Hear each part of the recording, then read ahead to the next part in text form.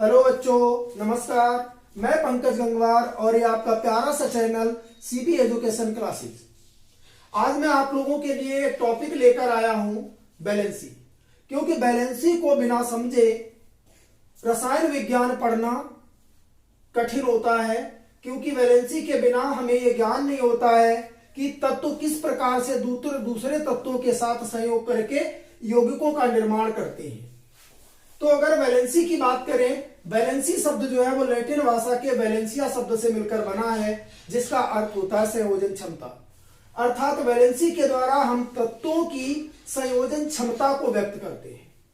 अगर इसके old concept की बात करें, इसकी पुरानी विचारधारा की बात करें, तो इसकी पुरानी विचारधारा ये कहती है कि हाइड्रोजन परमाणुओं की वह संख्या, हाइड्रोजन परमाणुओं की वह संख्या जो किसी तत्व के एक परमाणु के साथ संयोग करती है। अर्थात इसमें हम ये देख लेते हैं कि किसी तत्व के साथ हाइड्रोजन के कितने परमाणु जुड़े हैं। हाइड्रोजन के जितने परमाणु जुड़े होते हैं वही उस तत्व की संयोजकता हो जाती है। जैसे मान लीजिए, अगर हम मीथेन के सूत्र की बात करें तो मीथेन का फार्मूला जो है वो CH4 होता है। और मीथेन के फार्मूले में 4 हाइड्रोजन के परमाणु हैं जो कि किसके साथ जुड़े हुए हैं, कार्बन के साथ चारों हाइड्रोजन के परमाणु जुड़े हैं। तो यहां पर अगर हम कार्बन की संयोजकता की बात करें तो कार्बन की संयोजकता कितनी हो जाएगी, 4 हो जाएगी। इसी प्रकार से आप लोगों ने एक सामान्य फार्मूला जल का पढ़ा होगा। तो जल के अगर फार्मूले की बात करें तो जल में ऑक्सीजन परमाणु के साथ में 2 हाइड्रोजन जुड़े हुए हैं। तो यहां पर हम ऑक्सीजन की संयोजकता को निर्धारित कर सकते हैं। हाइड्रोजन के आधार पर हाइड्रोजन की यहाँ पर ऑक्सीजन की संयोजकता हो जाएगी 2। ऐसे ही अगर हाइड्रोजन सल्फाइड की बात करें, H2S यहाँ लिखा हुआ है, तो यहाँ सल्फर परमाणु के साथ हाइड्रोजन कितने लगे हुए हैं, 2। तो इस प्रकार की जो विचारधारा है, इस विचारधारा के लिए क्या कहा जाता है, ओल्ड कॉन्सेप्ट है, यानी पुरानी विचारधारा है, जिसमें केवल हाइड्रोजन की संख्या के आधार पर हम तत्वों की संयोजकता को तय करते हैं। लेकिन धीरे धीरे हमें इस संयोजकता की इस व्यवस्था में या इस परिभाषा से दिक्कत होने लगी, क्योंकि हर जगह इसका समाधान नहीं है। बहुत से यौगिक ऐसे होते हैं जहां पर हाइड्रोजन उपस्थित नहीं है। तो जहां पर हाइड्रोजन उपस्थित नहीं है वहां पर हमें संयोजकता निर्धारण के लिए क्या करना पड़ता है, तो वहां पर हम देख लेते हैं। जैसे मान लीजिए फार्मूला हमारे पास NaCl, सोडियम क्लोराइड है ये, और इसमें एक सोडियम एटम आपको दिखाई दे रहा है और एक क्लोरीन एटम दिखाई दे रहा है। तो सोडियम और क्लोरीन के कॉम्बिनेशन से यौगिक बनता है, जिसे हम सोडियम क्लोराइड या साधारण नमक भी कहते हैं। इसमें कहीं भी हाइड्रोजन नहीं है, तो इसमें हम नहीं निर्धारित कर पाते हैं कि सोडियम की संयोजकता कितनी है और क्लोरीन की संयोजकता कितनी है। तो इस चीज को समझने के लिए संयोजकता के लिए एक आधुनिक सिद्धांत दिया गया, जिसे अष्टक नियम भी कहा जाता है, ऑक्टेट रूल भी इसके लिए कहा जाता है। तो अगर अब हम मॉडर्न कॉन्सेप्ट की बात करें तो यहां पर हम देख लेते हैं modern concept of valency. Modern concept of valency की बात करते हैं। देखिए, मॉडर्न कॉन्सेप्ट ऑफ बैलेंसी क्या है। मॉडर्न कॉन्सेप्ट ऑफ बैलेंसी को ही हम ऑक्टेट रूल बोलते हैं। ऑक्टेट रूल बोलते हैं, ऑक्टेट रूल। देखिए, ऑक्टेट रूल ये कहता है कि किसी भी एटम की स्टेबिलिटी के लिए या किसी भी परमाणु के स्थायित्व के लिए उसके बैलेंसी सेल में 8 इलेक्ट्रॉनों का होना कंपलसरी है। अगर वैलेंसी सेल में 8 इलेक्ट्रॉन होते हैं तो वो स्टेबल होता है। इसका मतलब यह है कि उसे ना किसी से इलेक्ट्रॉन लेना है और ना ही कोई इलेक्ट्रॉन दूसरे को देना है।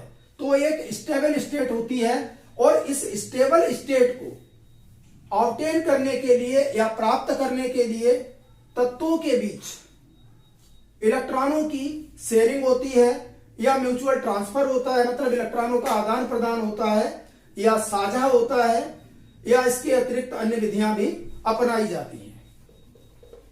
अब बात आती है यहां पर वैलेंसी शेल की कि वैलेंसी शेल क्या होता है। एटम्स के अंदर आप लोगों को मैंने बताया था कि एटम के अंदर जो है इसमें जो सेंटर पार्ट होता है उसको न्यूक्लियस कहते हैं। बाहर की ओर इसमें बहुत सारी ऑर्बिट्स यानी कक्षाएं होती हैं या ऊर्जा स्तर होते हैं। न्यूक्लियस में न्यूट्रॉन और प्रोटॉन होते हैं और बाहर की जो कक्षाएं होती हैं इनमें बहुत सारे इलेक्ट्रॉन्स होते हैं जिनके वितरण की व्यवस्था आपको बताई गई है। परमाणु में जो सबसे बाहरी कोश होता है आउटर मोस्ट सेल जो होता है इसी के लिए हम लोग जो है वैलेंसी सेल बोलते हैं, वैलेंसी सेल बोलते हैं।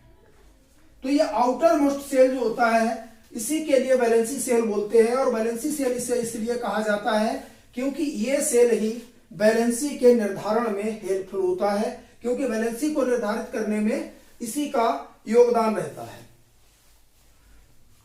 अगर इसके बाद हम देखें कि वैलेंसी सेल के द्वारा वैलेंसी का निर्धारण किस प्रकार होता है, तो हम एक रोज लिखते हैं एलिमेंट्स की। जैसे मान लीजिए कि हमारे पास यहां हाइड्रोजन है और यहां पर हीलियम है, और हीलियम के बाद हम स्टार्ट यहां से करते हैं lithium, beryllium, boron, carbon, nitrogen, oxygen, fluorine और नियान। हीलियम में 2 इलेक्ट्रॉन होते हैं, नियान में 10 इलेक्ट्रॉन होते हैं, फ्लोरीन में 9 इलेक्ट्रॉन होते हैं, ऑक्सीजन में 8 इलेक्ट्रॉन होते हैं, नाइट्रोजन 7 होता है, कार्बन में 6 होता है और बोरॉन 5 होता है, बेरिलियम 4 होता है, लिथियम में 3 इलेक्ट्रॉन होते हैं, इसी प्रकार हाइड्रोजन में 1 इलेक्ट्रॉन होता है। अगर इनके हम इलेक्ट्रॉनिक कॉन्फ़िगरेशन की बात करें तो इलेक्ट्रॉनिक कॉन्फ़िगरेशन जब करते हैं तो पहले सेल में 2n² रूल के अकॉर्डिंग यहां पर 2 और 1 इलेक्ट्रॉन होता है, बेरिलियम में 2 और 2 इलेक्ट्रॉन होता है, यहां पर बोरान में 2 और 3 इलेक्ट्रॉन होगा, यहां 2 और 4 इलेक्ट्रॉन होगा, यहां 2 और 5 इलेक्ट्रॉन होगा, यहां 2 और 6 इलेक्ट्रॉन होगा, यहां 2 और 7 इलेक्ट्रॉन होगा, यहां पर 2 और 8 इलेक्ट्रॉन होगा। तो यहां पर अगर इस इलेक्ट्रॉनिक कॉन्फ़िगरेशन की टोटल हम बात करें तो इन सभी के वैलेंसी सेल में निम्नानुसार अगर इलेक्ट्रॉनों को देखें तो लिथियम में 1 इलेक्ट्रॉन है, बेरिलियम में 2 इलेक्ट्रॉन, बोरान में 3 इलेक्ट्रॉन, कार्बन में 4 इलेक्ट्रॉन, नाइट्रोजन में 5 इलेक्ट्रॉन, ऑक्सीजन में 6 इलेक्ट्रॉन, फ्लोरीन में 7 और नियान में 8 इलेक्ट्रॉन है। जैसे आप लोगों ने देखा होगा कि कभी हम लोग मेला वगैरह जाते हैं, मेले सब लोगों ने देखे होंगे, तो उनमें कुछ दुकानें लगी होती हैं। मान लीजिए एक दुकान लगी है और इस दुकान पर प्रत्येक वस्तु जो भी बिकी जाती है, बिक्री जिसकी हो रही है, तो उसमें प्रत्येक वस्तु का मूल्य जो है वो 8 रुपए है। कितना है? 8 रुपए प्रत्येक वस्तु का मूल्य है।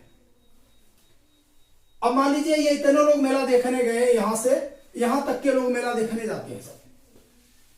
तो जब यहां से यहां तक के लोग सभी मेला देखने जाते हैं तो इस स्थिति में सभी के पास की जो स्थिति है, सभी के पास 2-2 रुपए उनकी अंदर वाली पॉकेट में रखे हुए हैं और बाहर वाली पॉकेट में नियमानुसार 1, 2, 3, 4, 5, 6, 7 और 8 रुपए हैं।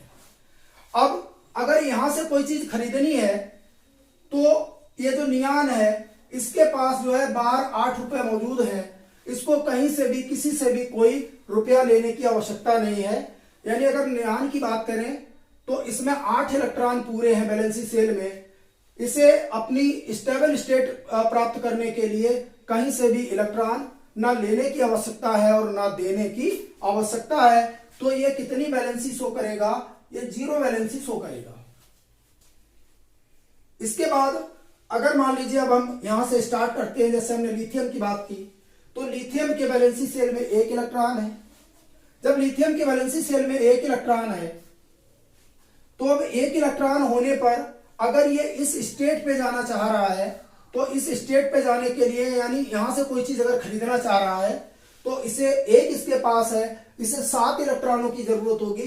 जब इसे 7 इलेक्ट्रॉनों की जरूरत होगी, तो 7 इसके लिए कोई भी आसानी से ना देगा और ना ही इसको आसानी से मिल सकते हैं। जब इसके लिए आसानी से नहीं मिल सकते हैं, तो ये एक काम जरूर कर सकता है कि जो अपना इसका एक इलेक्ट्रॉन है, जो कि दूसरे को ये देकर के खुद अपने आप को गौरवान्वित महसूस करेगा, मतलब ये दूसरे को अपना इलेक्ट्रॉन देके उसका ऑक्टेट पूरा करवा देगा, लेकिन इसका ऑक्टेट 7 मिलकर के पूरा नहीं हो रहा है। तो यहां लिथियम और फ्लोरीन के बीच एक एक इलेक्ट्रॉन का ट्रांसफर हुआ है। तो जब एक इलेक्ट्रॉन इसने दिया है, तो ये वैलेंसी 1 शो करेगा, और यहां पर फ्लोरीन ने एक इलेक्ट्रॉन को अडॉप्ट किया है, तो ये एक वैलेंसी शो करेगा। अगर एक एक इलेक्ट्रॉन का ट्रांसफर हुआ है, तो एक एक वैलेंसी हो जाएगी।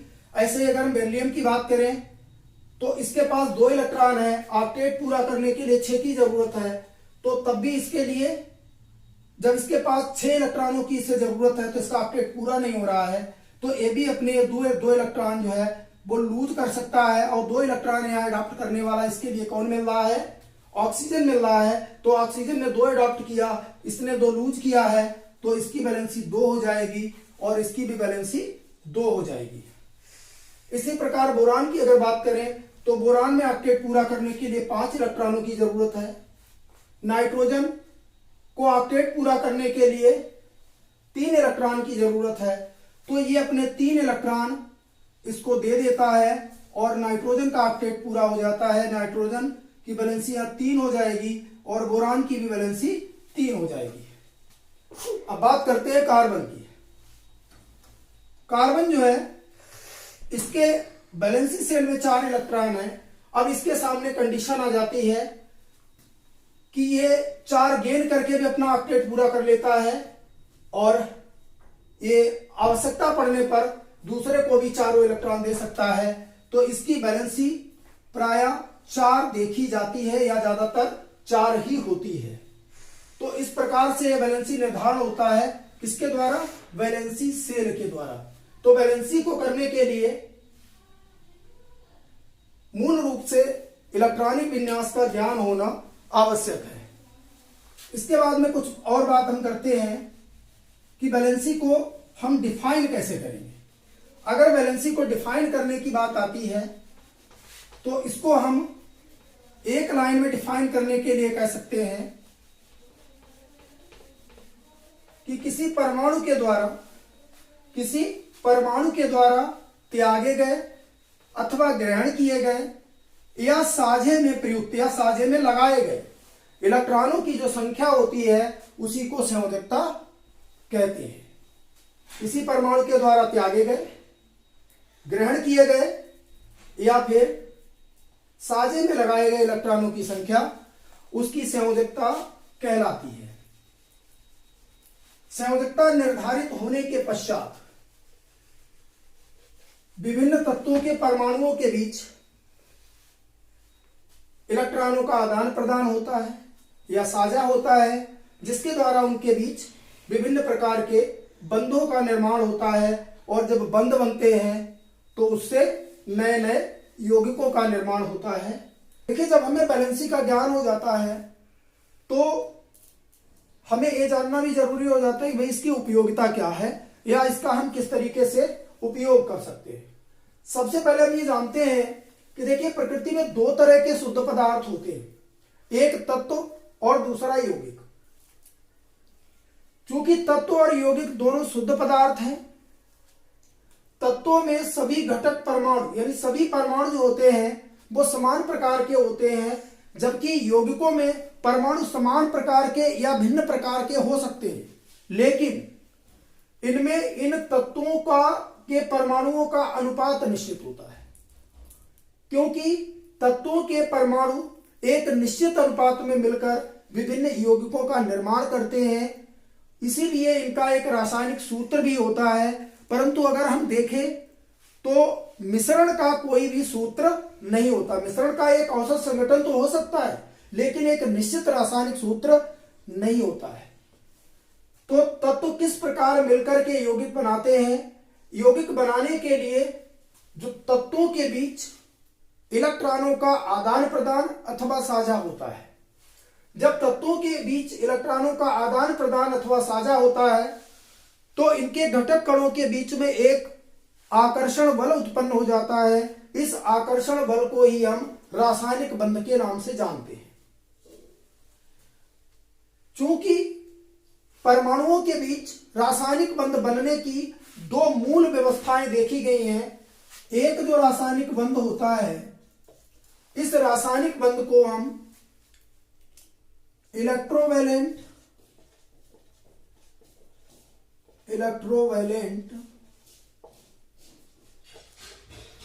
और आयनिक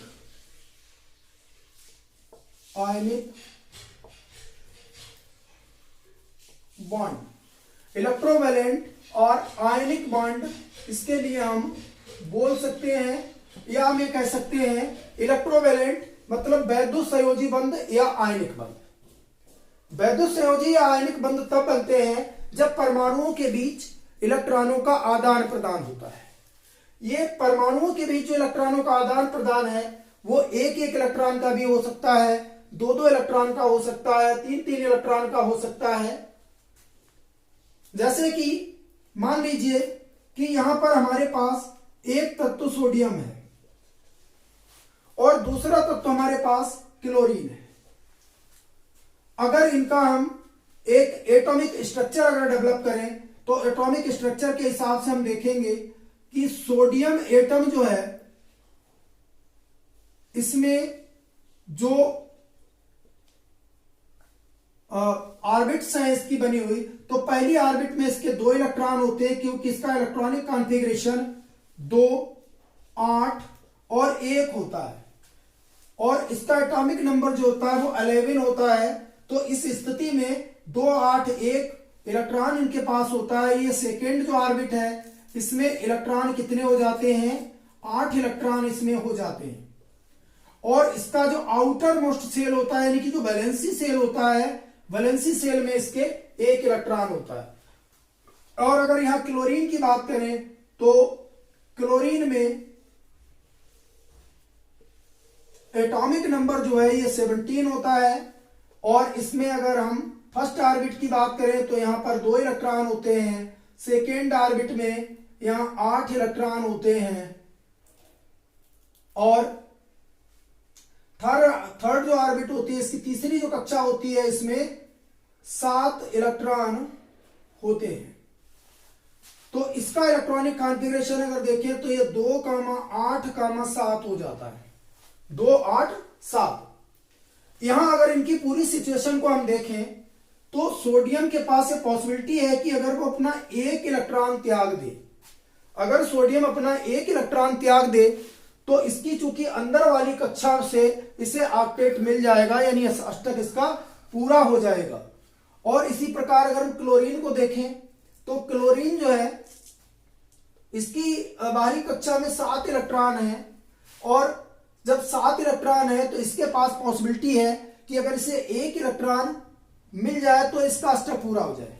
क्योंकि अगर यहां स्थिति को हम देखेंगे तो इसे अगर आउटर वैलेंसी सेल से अपना ऑक्टेट अगर पूरा करना चाह रहा है तो इसके पास 2 पॉसिबिलिटी सामने आ रही है। एक तो ये 1 इलेक्ट्रॉन अपना लूज कर दे तो इसे अष्टक आसानी से मिल जाएगा, या दूसरी कंडीशन इसके पास रहती है कि ये 1 इलेक्ट्रॉन ये 7 इलेक्ट्रॉन एडाप्ट कर ले या दूसरे से ग्रहण कर ले। तो इसके पास जो आसान संभावना है वो होती है 1 इलेक्ट्रॉन को लूज करने की, ना कि 7 इलेक्ट्रॉनों को ग्रहण करने की।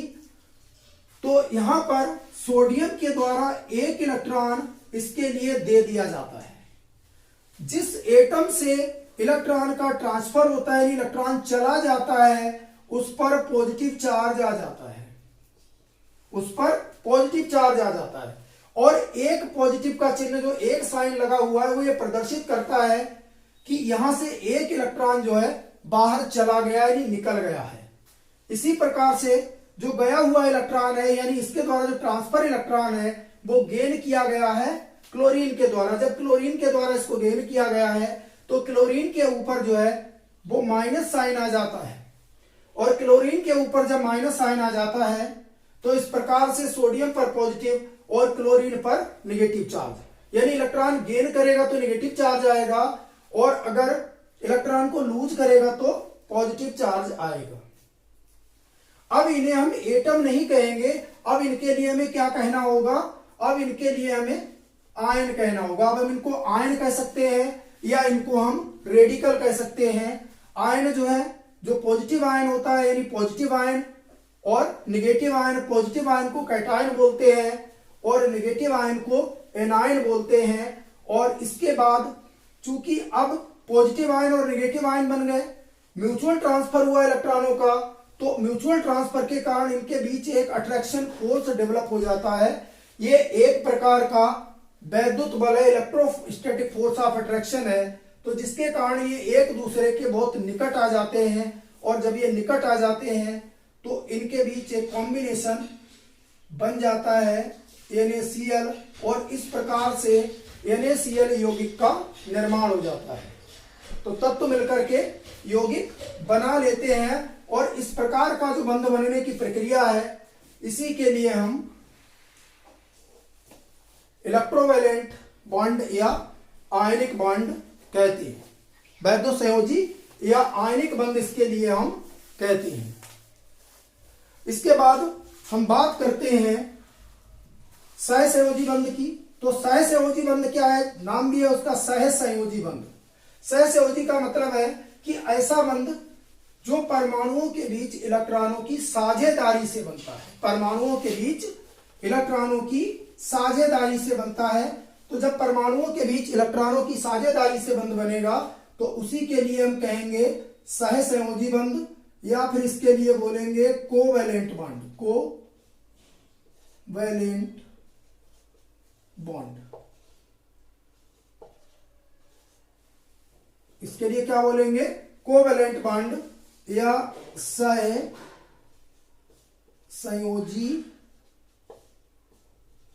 बंध। सहसंयोजी बंध जो है वो परमाणुओं के बीच इलेक्ट्रॉनों की साझेदारी से बना एक बंध है, जिसमें दोनों परमाणुओं से यानी दोनों ओर से परमाणुओं के बीच समान इलेक्ट्रॉनों की साझेदारी होती है। जैसे मान लीजिए कि दो परमाणु है इस तरीके से, तो इनके बीच इलेक्ट्रॉनों की साझेदारी होती है। लेकिन साझेदारी होने की प्रबलता कब होती है, यानी कब साझा संभव होता है या साझे की आवश्यकता कब होती है। देखिए, साझे की आवश्यकता तब होती है जब कोई किसी को अपना इलेक्ट्रॉन बिल्कुल नहीं दे सकता है और अष्टक दोनों को पूरा करने की आवश्यकता होती है। जैसे अगर इसकी बात करें तो इसमें 2, 8, 7, इसके पास भी इलेक्ट्रॉनिक कॉन्फ़िगरेशन है, 2, 8, 7 इसके पास भी है, इसके पास भी एक इलेक्ट्रॉन की कमी है, इसके पास भी एक इलेक्ट्रॉन की कमी है। तो जब दोनों के पास एक एक इलेक्ट्रॉन की कमी है तो ना ये क्लोरीन एटम इसको इलेक्ट्रॉन देगा, ना ये क्लोरीन एटम इसको इलेक्ट्रॉन देगा, दोनों किसी को अपना इलेक्ट्रॉन नहीं देंगे। तो जब दोनों इलेक्ट्रॉन नहीं देंगे तो इनके पास में एक पॉसिबिलिटी हो जाती है। वो पॉसिबिलिटी ये है कि इन दोनों के बीच अगर एक एक इलेक्ट्रॉन की शेयरिंग हो जाए, अगर एक एक इलेक्ट्रॉन की शेयरिंग हो जाए तो शेयरिंग का जो इलेक्ट्रॉन पेयर होगा, शेयरिंग का जो जोड़ा होगा दोनों तरफ से एक एक इलेक्ट्रॉन का, वो दोनों के साथ गिना जाएगा, और जब दोनों के साथ गिना जाएगा तो उनका अष्टक पूरा हो जाएगा। जैसे मान लीजिए कि एक क्लोरीन एटम ये हो गया और एक क्लोरीन एटम ये हो जाता है, दोनों के बीच में एक एक इलेक्ट्रॉनों की साझेदारी होती है।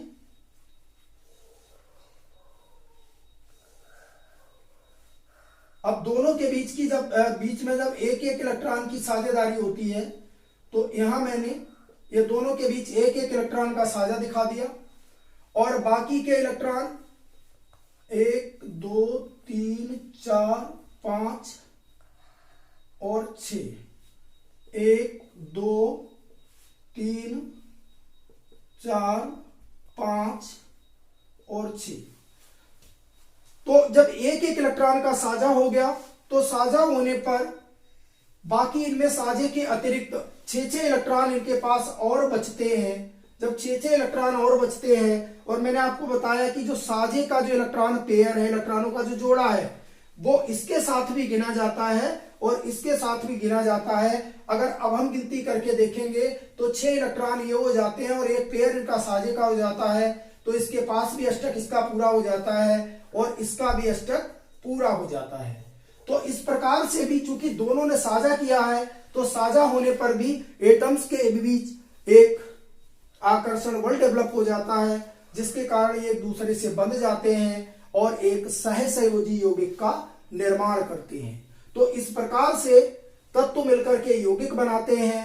तत्व और यौगिक दोनों ही पदार्थों के शुद्ध रूप हैं, जिनके निश्चित फार्मूले होते हैं, जिनको हम आसानी से वैलेंसी का ज्ञान करके पढ़ सकते हैं।